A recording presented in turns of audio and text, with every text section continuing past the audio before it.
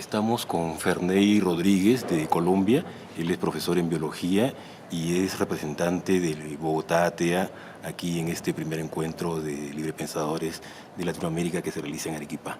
Gracias, Ferney, por aceptar nuestra entrevista. Muchas gracias, no a ustedes. Queremos conversar entonces sobre el tema de Estado laico y cómo han estado trabajando ustedes algunos de estos puntos que nos interesan acá. Uno de esos temas es el de educación religiosa, ¿no? El tema de que se enseña religión en las escuelas públicas. ¿Cómo se trabaja ese tema por allá? Bueno, en el caso de Colombia es un poco confuso, en el sentido en que hay un artículo de la Constitución que pide o que dice que la religión no debe ser obligatoria y que los padres tienen potestad pues, para que sus hijos no la tomen. Sin embargo, en un rango menor viene la Ley General de Educación que establece la asignatura de religión como asignatura obligatoria en los colegios oficiales y como asignatura obligatoria pues, para todo el currículo en todos los colegios, porque ahí se establecen las asignaturas y áreas fundamentales. Posteriormente tenemos un decreto que dice que existe la posibilidad de exonerarse de la clase de religión bajo dos causales. Para estudiantes que son mayores de 18 años, que es muy poco, pues estudiantes de bachiller que lleguen a los 18 años, o dos de los padres que lo soliciten, y en ese caso debe haber un plan alterno. ¿Qué nos hemos encontrado? Primero, que en la mayor parte de la ruralidad de Colombia o en los pueblos o ciudades muy pequeñas, la clase de religión es cristianismo o catolicismo, y muchas veces se utiliza, se enseña para adoctrinar, preparar a los chicos para catequesis. Hemos encontrado algunos logros redactados como acepta a Jesús como su salvador personal o reconoce la Biblia como la palabra de Dios y demás, que hemos empezado a documentar y por diferentes documentos o peticiones, se llama formalmente derecho de petición, hemos tratado de que se empiece a conocer de que Colombia es un estado laico y que la educación debe ser laica. Tenemos también la dificultad de que los colegios acepten que deben tener un plan alterno. Ellos consideran que por logística es muy difícil de establecer, y pues tampoco hemos encontrado como mucho eco de las secretarías de educación y demás, que en el momento pues por lo menos se han hecho los de la vista gorda al respecto. Otra situación relacionada con la educación es la presencia de imágenes religiosas o de actos religiosos como miércoles de ceniza y demás. Y tuvimos pues un caso muy favorable el año pasado, fue de una profesora que no era católica, era cristiana de otra denominación, que era obligada a asistir o estar presente durante los actos de rezo, y colocó una tutela que fue perdida en las dos instancias, pero en últimas fue tomada por la Corte Constitucional, la revisó y dijo que los actos religiosos no debían hacerse en los colegios públicos. Entonces fue un avance muy grande, especialmente cuando vino de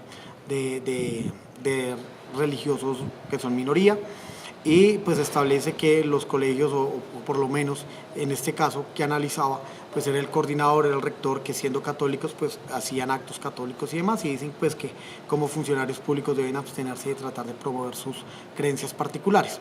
Dejar un espacio de que solamente en espacios en que no sean de clase se podría hacer eso, y en ningún momento la motivación puede venir de algún directivo.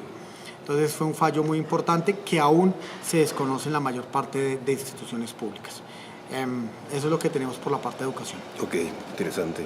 El otro gran tema es el tema del concordato, ¿no? ¿Cómo está ese tema en el caso de ustedes y qué están haciendo? Bueno, en el caso del concordato hubo una revisión del mismo antes incluso de que existiera cualquier organización laicista en el país. La Corte Constitucional revisó el concordato y tumbó algunos de sus artículos. También otra de las revisiones de la Corte Constitucional hizo tumbar la declaración o la consagración de Colombia al Sagrado Corazón de Jesús, que se tenía desde mediados desde el siglo XX. ¿Qué artículos del concordato fue la que observó la Corte Constitucional? ¿Recuerdas? Bueno, los artículos que quedaron derogados son aquellos en los cuales hay relación directa de financiamiento o de cualquier tipo de subvención por parte del Estado colombiano. ¿Sí? Y pues en este sentido pues se ratifica, o fue otra de las sentencias que ratifica el sentido de la laicidad en Colombia. Ajá. Entonces, ¿el Estado colombiano no está ya financiando a la Iglesia Católica? No, a diferencia de lo que puede pasar en Perú o en Argentina, el Estado no destina un rublo para pagar obispos, sacerdotes y demás, eso no ocurre. En lo que sí se destinan algunos rublos son en aquellas iglesias o monasterios que son patrimonio arquitectónico.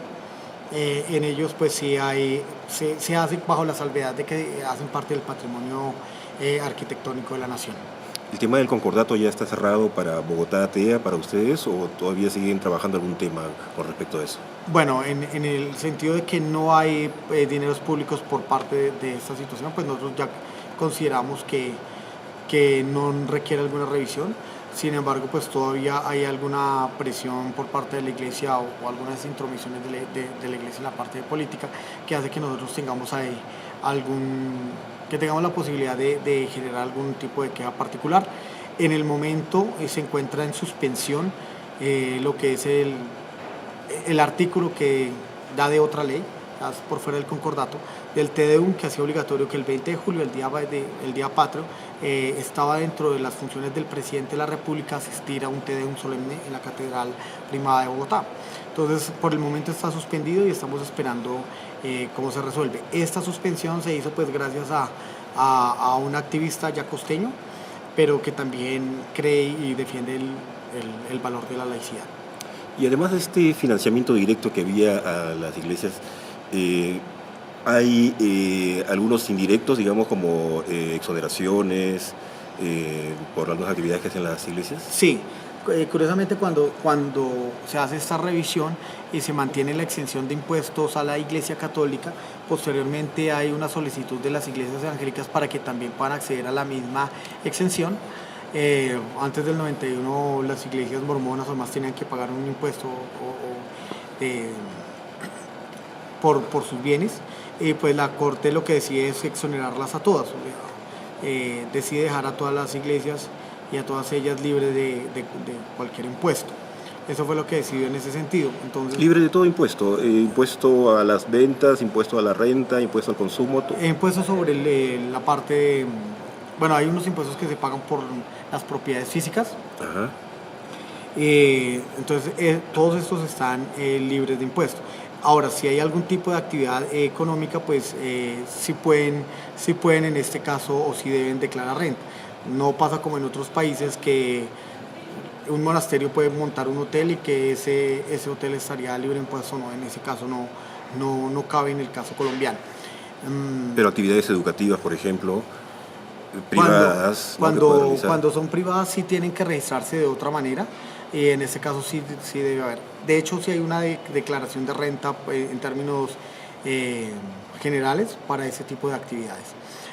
Hay otra cosa, porque lo que pasa es que en el escenario colombiano no solamente está en juego la Iglesia Católica. Y ya en la parte presupuestal, nosotros lo que hemos encontrado es que dentro del diseño de los presupuestos que hacen los consejos distritales o departamentales, se han dejado algunos rublos para actividades religiosas. Entonces nosotros lo que estamos tratando de hacer es detectarlos. Pues Colombia es un país muy grande y pues nuestro rango de acción también es limitado, y pues de aquellos en los cuales nosotros nos enteramos, presentamos acciones para evitar que los dineros públicos se desvíen. No todas han sido acciones exitosas.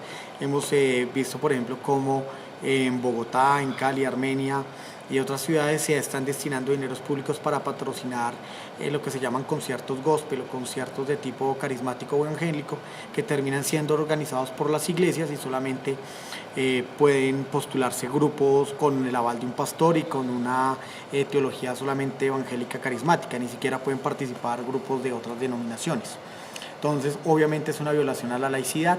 Hay celebraciones del Día de la Biblia en varios municipios del país con dineros públicos, y pues en el momento lo que estamos es surtiendo los debidos procesos que inician con derecho a petición y pues según cómo se vayan desarrollando. Como te comento, en algunos casos se han reversado decisiones y en otro caso pues han pasado por la galleta esto, aduciendo de que hay libertad de culto y que las iglesias hacen un bien a la sociedad, etc. Ok. Después está este otro tema de la participación de los líderes religiosos en política, ¿no? Estábamos conversando con el amigo de México y nos contaba que hay una ley allá que prohíbe la participación, ¿no? De los líderes religiosos en política.